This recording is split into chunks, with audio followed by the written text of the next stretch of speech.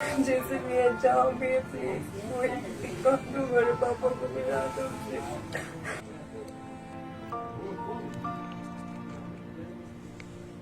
पापा को ढूंढ के दे दो और कुछ नहीं चाहिए। पूछता है तो उनको पता होता है कि क्या होता है उनकी वजह से इस फैमिली का गुजर बसर। और तो सारे गए चप्पल लगा के गए थे तो छोड़ दिया दाग लगाए थे।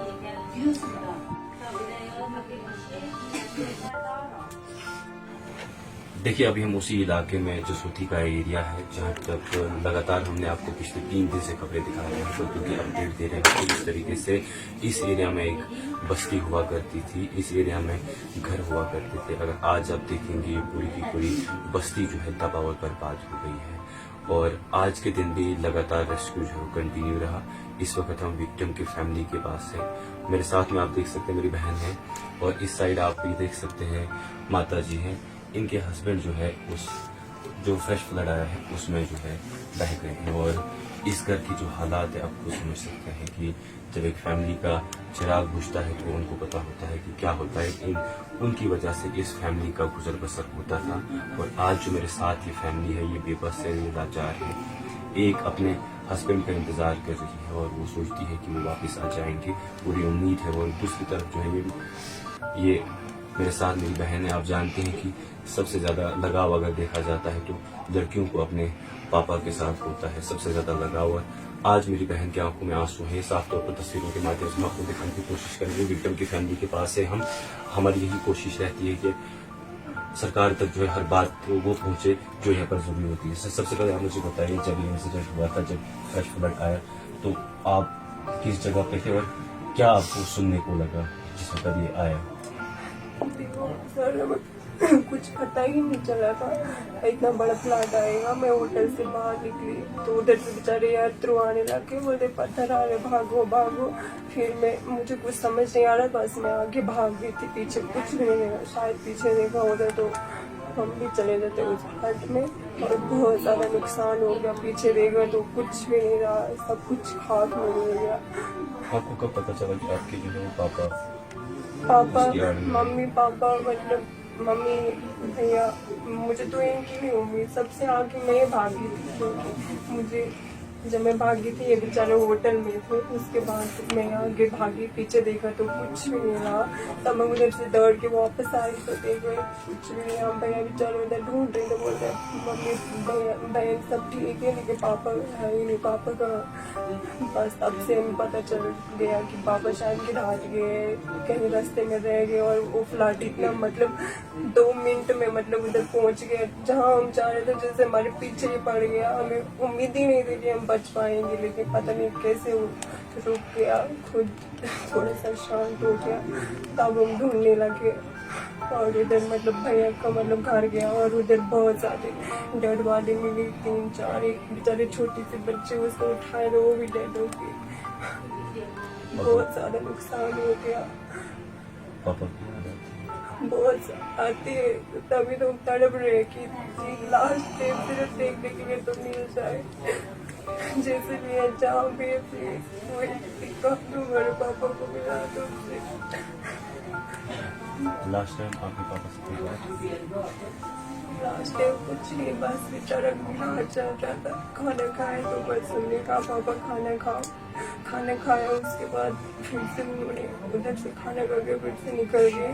2 मिनट के बाद बस वो जहाँ मतलब जब भी मतलब होटल से सिर्फ निकले 2 मिनट के बाद वो फ्लड आ गया। अब कुछ समझ नहीं आ रहा था कौन कहाँ है क्या है, कुछ भी नहीं देखा।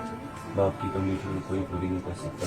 मैं आपको वो तो अब हमें पता चल रहा है। मैं आपके दुख को समझ सकता हूँ। एक बाप जो होता है उसकी बाप होता है, वो कमाई करता है, रोजगारी करता है, कुछ भी करता है परिवार के लिए, बच्चों को खिलाता पिलाता है, बेचारा रोड पे जाके भी कमाता है। क्या करे अब मम्मी जो है बेचारी, वो क्या करेगी, हमें कैसे पालेगी ना। हमारी भैया की शादी हुए, 3 लड़कियां हैं, छोटी बहन है वो बेचारी 8th क्लास में पढ़ रही है, दूसरी 11th में पढ़ रही है। खर्चा भी और उठाएगा, मम्मी क्या रोड पे थोड़ी जाएगी। पापा ने बेचारे जैसे भी थे वो कमा के देता था, हमारी आज पूरी करता था। भाभी देती थी, कॉफी देते थे, जो भी चीज हमें चाहिए तो लड़ाई करके भी ले जाते थे। सरकार से अब क्या करेंगे? हो सके तो पापा को दे दो, हमारे ढूंढ के। एक भैया है बेचारे, ये भी बेरोजगार है, अगर हो सके तो इनको भी कुछ जगह दे दो, ये भी कुछ करना चाहते हैं। ये भी बेचारा, एक भाई है, 3 बहनें हैं, क्या करे? अगर कुछ रोजगार होते तो शायद हम फल जाते। अब पापा भी नहीं है, पापा होते तो जैसे भी चल रहा था, गरीब थे, जैसे भी चल रहा था अच्छे से चल रहा था। हम जिम्मेदारी हमारे भैया के ऊपर है, ना हमारी शादी हुई है, ना कोई कुछ।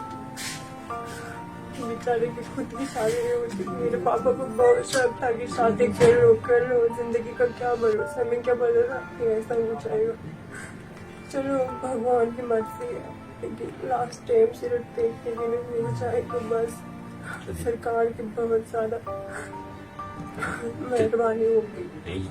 ये हमारे साथ उनकी बच्ची है जो हमारे साथ बात कर रही थी। उनकी मांग है कि बहुत जल्द से जल्द जो है मेरे पापा को ढूंढ लिया जाए। हम आखिरी बार अपने पापा को जो है वो देखना चाहते हैं। मेरे साथ जो है माता जी, उनकी वाइफ है। सिर्फ 2 बातें करूंगा, ये वक्त मुनासिब नहीं है, मगर सिर्फ सरकार तक हमारी कोशिश रहती है कि बात पहुंचे। माता जी, सबसे पहले नमस्कार। और हमें काफ़ी दुख से कहना पड़ रहा है कि एक तूफान आया जिसमें पूरी बस्ती उजड़ गई। आपका घर भी लपेट में आ गया।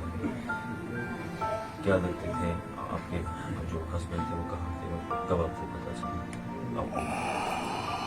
वो तो फोन खत्म हुआ था उस टाइम पर पता लगे कि वो कहाँ है कहाँ नहीं है। फिर ढूंढे वो तो कहीं नजर नहीं आया। तो फोन बहुत ज्यादा था। कमाने वाले सिर्फ आपके husband थे। हाँ, फिर कौन करेगा? तो आपके पास सरकार की तरफ से कोई यहाँ पे आए जिन्होंने आपसे बात की है? कोई आया आपके पास? आया था, पता नहीं हमको पहचान नहीं कुछ मिल के गए। सरकार से क्या आपकी मांग है? दे दो कुछ, हम गरीब लोग हैं, हमारे लिए कुछ सोचो। चलिए मैं समझ हमारा सकता बच्चा हूँ। है, उसको भी कुछ सोचो, उसको रोजगार दे दो। फिर नहीं तो नहीं, 3 लड़की कैसे उसको पढ़ाने के लिए कैसे खिलाऊंगी? मैं क्या करूँगा? चलिए हम समझ सकते हैं, हम समझ सकते हैं कि ये जो है दुख की घड़ी है इस टाइम। देखिए, परिवार का जब सदस्य नहीं रहता है तो उस परिवार पे एक तूफान आ गिरता है। और इस एरिया में एक तूफान आया जिसने पूरी बस्ती को उजाड़ के रख दिया। बहुत सारे उनका सुहाग उजड़ गया, बच्चे बिछड़ गए, बहन से बिछड़ गई। और ये विक्टिम की फैमिली में से मैं जानता हूँ कि माता जी वो जो है वो ज़्यादा बात नहीं कर पा रही है, क्योंकि हम इनके दुख और दर्द को समझ सकते हैं। हमारी भी सरकार से अपील है कि जितना भी हो सके इस फैमिली के लिए कीजिए, क्योंकि जिस तरीके से इन्होंने कहा कि वाहिद वही थे जिनसे हमारा घर चलता था। इनकी 3 छोटी छोटी बच्चियां हैं, एक इनका लड़का है और घर में कमाने वाला सिर्फ इनका पति था। अब देखना ये होगा कि किस तरीके से जो रेस्क्यू ऑपरेशन है वो बहुत ही तेजी से लगा हुआ है और बहुत जल्द जो है सब लोगों को ढूंढ लिया जाएगा। अब देखना ये होगा कि किस तरीके से सरकार जो है इस फैमिली की तरफ देखती है। हमें उम्मीद है कि सरकार जल्द से जल्द कोई अच्छा स्टेप लेगी, इस फैमिली की तरफ से भी जो है वो देखा जाएगा। फिलहाल के लिए इतना ही। देखते रहिए स्ट्रीट टाइम्स।